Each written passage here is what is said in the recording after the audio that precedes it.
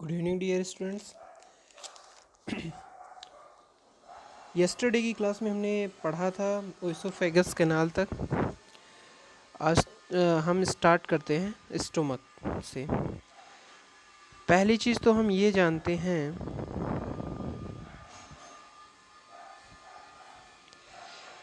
कि oesophagus canal से जब स्टोमक पे जाते हैं तो क्या होता है, यहाँ पे एक स्फिंक्टर मसल होती है, ओसोफेगस स्फिंक्टर कहते हैं।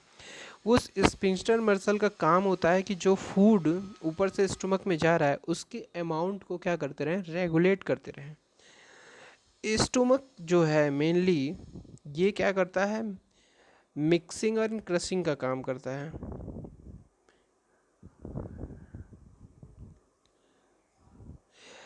ये कुछ एंजाइम्स को, कुछ जूसेस को इसमें मिक्सअप करता है और लगातार कॉन्ट्रैक्ट और एक्सपैंड होकर के फूड को क्या करता है, ये क्रश करता रहता है और मिक्सअप करता रहता है। इसकी इनसाइड वॉल जो होती है वो क्या करती है, इसको क्रशिंग दबाती रहती है फूड को, फिर एक्सपैंड करती है लगातार। इसमें भी एक टाइप की पेरिस्टाल्टिक मूवमेंट्स होती रहती है ताकि जो फूड होता है लगातार इसमें ऊपर नीचे घूमता रहता है। जैसे वॉशिंग मशीन में कपड़े जो होते हैं ना, वाटर में घूम घूम करके साफ क्लीन आउट होते जाते हैं, वैसे ही इसमें भी फूड जो होता है घूमता रहता है, दबाया जाता है इसकी मसल्स की वॉल के थ्रू स्टोमक की, जिसकी वजह से ये क्या होता है और अच्छे से लिक्विफाई वेट हो जाता है और बहुत ही अच्छे से मिक्सअप हो जाते हैं सारे जो अमाउंट सब्सटेंस होते हैं। इसीलिए कहा जाता है कि जब खाना खाएं तो अच्छे से चबा चबा के खाएं, अच्छे से च्यूइंग करके खाएं, क्रश करके खाएं। ऐसे तुरंत एक ही बार में अंदर नहीं भेज देना चाहिए, क्योंकि अगर आपने मुंह में कम मेहनत की, दांतों से कम क्रश किया, तो वो सारा काम फिर जा कर के स्टोमक को करना पड़ता है। इसी वजह से जो लोग अच्छे से चबा के नहीं खाते उनको हमेशा स्टोमक में दर्द की शिकायत रहती है, स्टोमक एक की शिकायत रहती है। इसलिए क्या जो लोग अच्छे से चबा के खाते हैं तो स्टोमक के ऊपर जो प्रेशर होता है मिक्सिंग का, क्रशिंग का, वो रिड्यूस हो जाता है। अब स्टोमक में क्या क्या फंक्शन परफॉर्म किया जाता है उसके बारे में हम देखते हैं। स्टोमक जो होता है वो हमने देख लिया, अब ये काम क्या कर रहा है। यहाँ पे क्या करते हैं, क्रशिंग मिक्सिंग के साथ यहाँ पे डाइजेस्टिव जूस सिक्रेट की जाती है डाइजेस्टिव ग्लैंड्स के थ्रू। यहाँ पे कुछ डाइजेस्टिव ग्लैंड्स होती है, 3 डाइजेस्टिव ग्लैंड्स होती हैं इसकी वॉल में।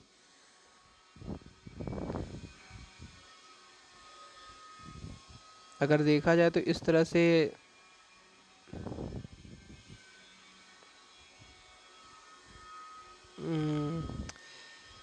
इस तरह से अगर ये स्टमक का स्ट्रक्चर है तो ये क्या करती हैं, यहाँ पे 3 वॉल के अंदर क्या होती हैं, जूस, इसके अंदर डाइजेस्टिव जूस सिक्रेट किया जाता है डाइजेस्टिव ग्लैंड्स के थ्रू। ये 3 जूस कौन कौन से हैं, एक तो यहाँ पे HCl सिक्रेट होता है, बहुत अच्छे से ध्यान करके इसको याद कर डालिएगा, hydrochloric acid, pepsin and mucus. ये 3 जो हैं ग्लैंड्स अलग अलग जगह से HCl, पेप्सिन एंड म्यूकस का सिक्रेशन करती हैं। HCl का काम क्या होता है कि ये मीडियम को एसिडिफाई कर देता है, एसिडिक मीडियम बना देता है। दूसरा काम होता है कि ये क्या करता है, बैक्टीरिया कोई भी फॉरेन मटेरियल अंदर अगर चला जाता है तो ये उसको किल कर देता है। तो इसीलिए देखिए, थोड़ा सा एक छोटा सा एग्जांपल भी समझ सकते हैं। कोरोना वायरस के बारे में आप लोग सुन रहे होंगे, तो उसका असर लंग्स पे क्यों होता है, स्टोमक में जाके क्यों नहीं होता। वो इसीलिए होता है क्योंकि स्टोमक में HCl प्रेजेंट है। जैसे ही जो कोरोना वायरस, जो वायरस कोई भी होगा, वो हमारे स्टोमक में जाएगा तो गॉड गिफ्टेड हमारे पास एक डिफेंस मैकेनिज़्म है, जो स्टोमक में HCl प्रेजेंट होगा वो उस बैक्टीरिया को, उस वायरस को ऑटोमेटिकली किल कर देगा। जबकि लंग्स जो होते हैं सॉफ्ट टिश्यूज़ से बने होते हैं और ब्लड की वहाँ पे बहुत ही लार्ज अमाउंट में सप्लाई रहती है, तो किसी भी वायरस बैक्टीरिया को ग्रो होने के लिए वहाँ पे अच्छा स्पेस मिल जाता है। इसीलिए स्टोमक पे वो ज़्यादा अपना असर नहीं डाल पाते, क्योंकि वहाँ पे पहले से ही हमारा एक डिफेंस मैकेनिज़्म प्रेजेंट होता है। पेप्सिन क्या करता है, पेप्सिन, ये जो है पेप्सिन, प्रोटीन डाइजेस्टिव एंजाइम होता है, प्रोटीन को ये डाइजेस्ट करता है।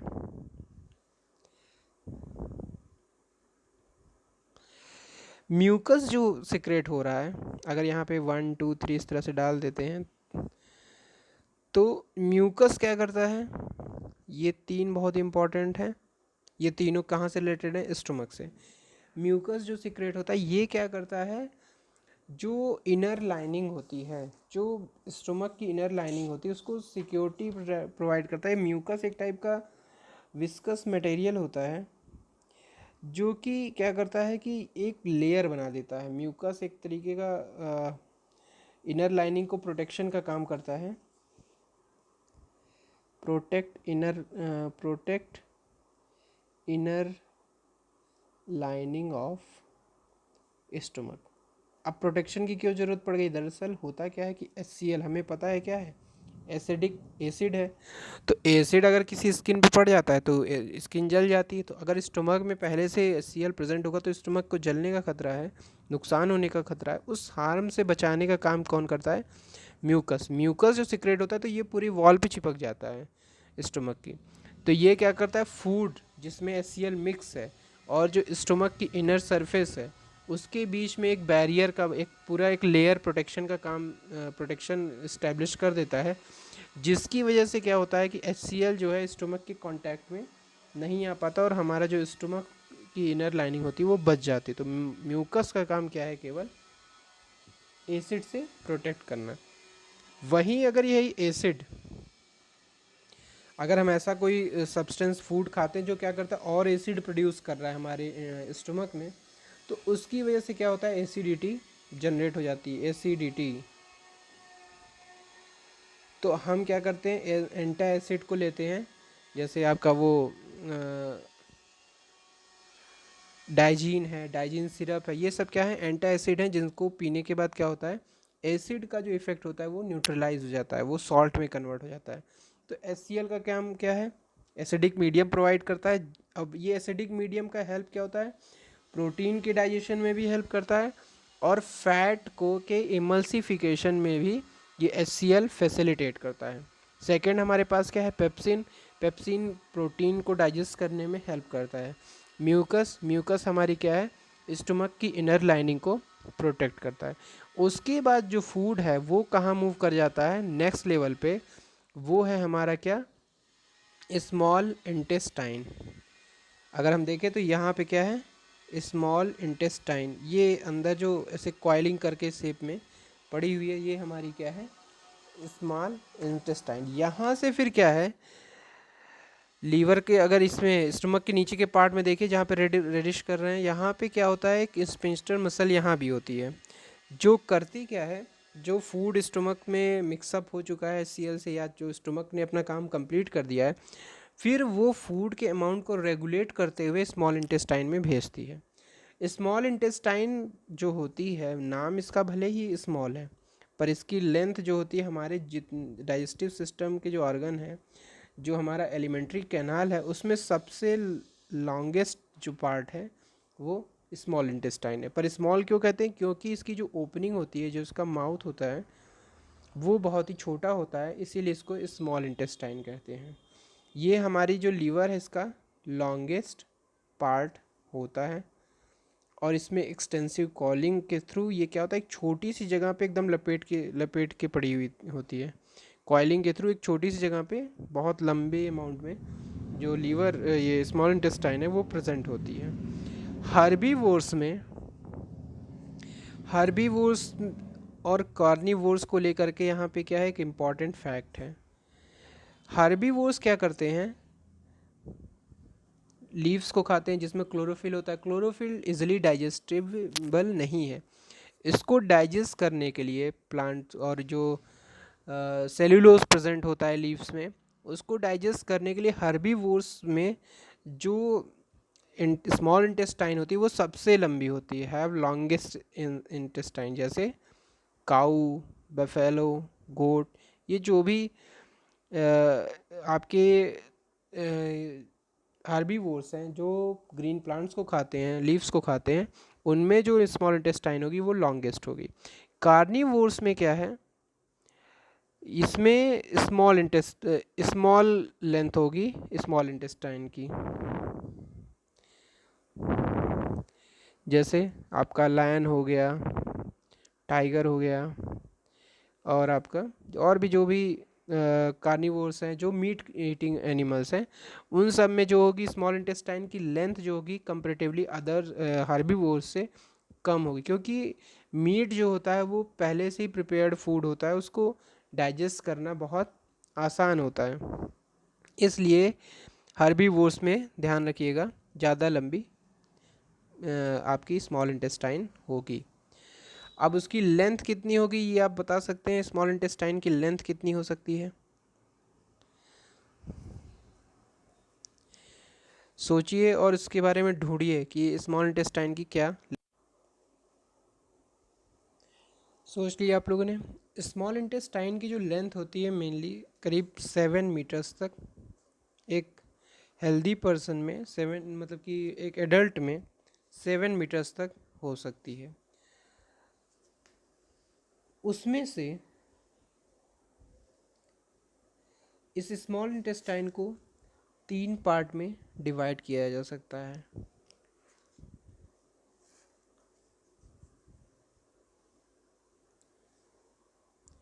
जो इसका एक्सटेंसिव ऊपर का पार्ट होगा, सी शेप में होगा, मुड़ा हुआ रहता है, उसको कहते हैं डिओडेनम, DUODENUM। उसका जो मिडिल पार्ट होगा उसको कहते हैं जेजुनम, और उसका जो लास्ट का पार्ट होगा उसको कहते हैं पोस्टीरियर पार्ट या इलियम, ILEUM। तो ये 7 मीटर जो होता है स्मॉल इंटेस्टाइन का, इन्हीं 3 पार्ट्स में ये डिवाइड होता है। उसके अलावा जो अगर सपोज दैट ये इसकी इनर सरफेस है स्मॉल इंटेस्टाइन की, तो उसमें छोटे छोटे फिंगर लाइक स्ट्रक्चर इस तरह से प्रेजेंट होते हैं स्मॉल इंटेस्टाइन में। इसको कहा जाता है विली या इंटेस्टाइनल विली। ये इंटेस्टाइनल विली इसलिए होते हैं ताकि अंदर का जो सरफेस है उसको लार्जर एरिया प्रोवाइड करें, और जो भी फूड है उसको इसमें एब्जॉर्व कर लेते हैं विली के थ्रू, क्योंकि ये विलीज़ में लगातार ब्लड का सर्कुलेशन होता रहता है, और जो फूड डाइजेस्ट हो जाते हैं, डाइजेस्ट होने के बाद जो सिंपलर फॉर्म में टूट जाते हैं, तो ब्लड के थ्रू इन्हीं विलीज़ के मीडियम से वो बहुत ही ईजिली एब्जॉर्व कर लिए जाते हैं, और बाकी पार्ट्स में जहाँ जहाँ न्यूट्रिशन की ज़रूरत है वहाँ वहाँ पे इसको पहुँचा दिया जाता है। तो ये हो गया हमारा स्मॉल इंटेस्टाइन के 3 इम्पॉर्टेंट पार्ट।